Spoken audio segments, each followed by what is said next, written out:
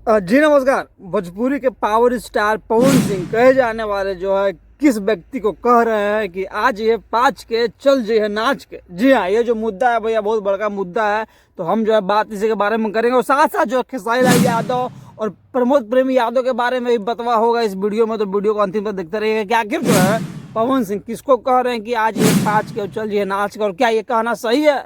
तो भैया ये सब जानने के लिए देखते रहिए। लेकिन पहला बात जो ये है कि आपके जो चहेते तीनों में से कौन है, कमेंट में कॉल करके बता दीजिएगा, ठीक है। अब हम बात करूंगा टमाटर दाल के बारे में। पहले कि खेसारी लाल यादव वाला वो गाना आपने सुना है कि नहीं सुना है, कैसा लगा है महाराज, ठीक है। तो वहीं प्रमोद प्रेमी यादव गाना सुने हैं, अंकिता फिल्म्स पर आया है, तो नहीं सुने तो जाकर सुनिएगा, ये भी कैसा आपको लगा कमेंट में बताइए। अब हम बात करेंगे पवन सिंह के बारे में, आखिर किसको कह रहे हैं कि आज ये पाँच के चल जाइए नाच के। तो भैया ये जो है छोटा सा गाना आ रहा है, ठीक है।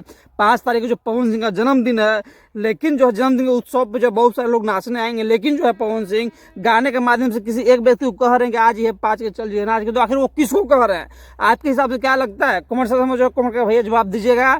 भाई जो है मिलता है आपसे अगली बार, तब तक जय हिंद, नमस्कार।